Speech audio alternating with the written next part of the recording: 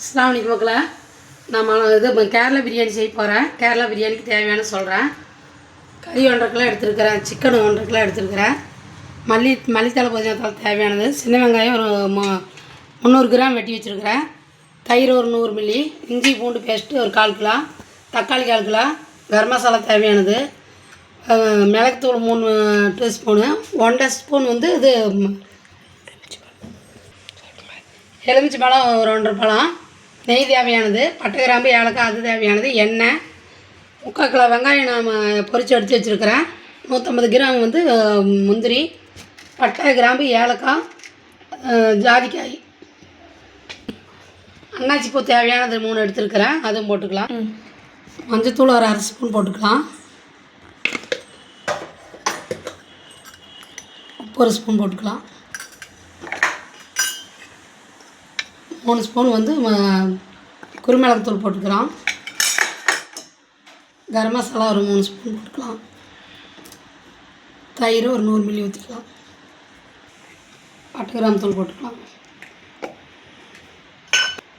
இந்த இஞ்சி பூண்டு பேஸ்ட்டு போட்டுக்கலாம்.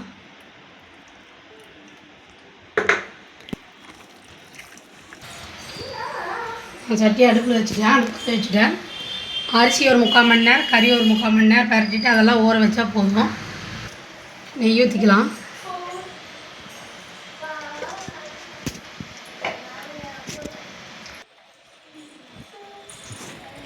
அன்னாச்சி பூ, பட்டை கிராம்பு ஏலக்கெல்லாம் போட்டுக்கலாம். எண்ணெய் கொஞ்சம் வச்சுக்கேன். இதே கொஞ்சம் எண்ணெய் ஊற்றிக்கலாம். வெங்காயம் போட்டுக்கலாம்.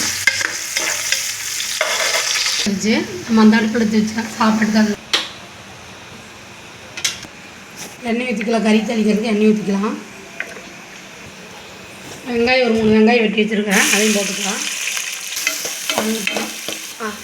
தண்ணி ஊற்றிக்கலாம். 1.5 படி தண்ணி எடுத்து வச்சுருக்கிறேன். இஞ்சி பூண்டு பேஸ்ட்டு இதெல்லாம் போட்டுக்கலாம். நான் வந்து 1 கிலோவுக்கு 300 கிராம் பூண்டு போடுவேன். 75 கிராம் இஞ்சி போடுவேன். கோழி கறிக்கு நான் வந்து மொத்தமாக 1.5 கிலோவுக்கும் சேர்ந்து 1/4 கிலோ பூண்டு தான் எடுத்துருக்கேன். 75 கிராம் இஞ்சி தான் எடுத்துருக்கிறேன். தக்காளி போட்டுக்கலாம். நான் இஞ்சி பூண்டு பேஸ்ட்லேயே பச்சை மிளகாயும் போட்டு அரைச்சிட்டேன். அதெல்லாம் கொஞ்சம் சொல்ல மறந்துட்டேன். வச்சுட்டாவே ஆக்கிறதுனால மிளகா வச்சு அரிசி போட்டுக்கலாம். வச்சு அடுத்து கறி போட்டுக்கலாம்.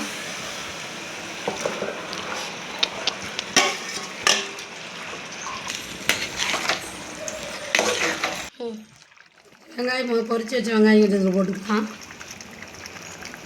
வச்சு இந்த சாப்பாடு கலந்து விட்டு தம் விட்டுடலாம். ரெடி ஆயிடுச்சு. இந்த சாப்பாட்டில் விட்டு தம் விட்டுக்கலாம்.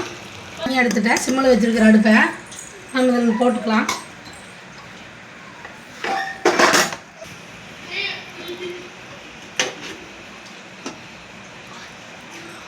வச்சுக்கலாம். அடுத்து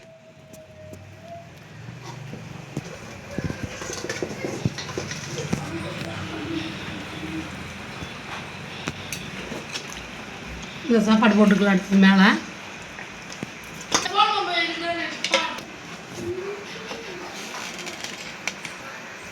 இப்போ அப்படி இந்த மசாலா போட்டுக்கலாம்.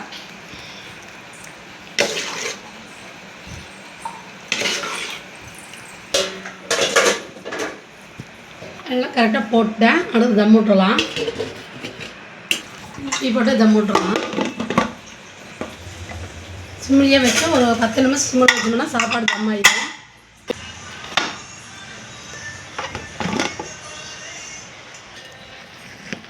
சாப்பாடு நல்லா தம் ஆகிடுச்சு. வரணும்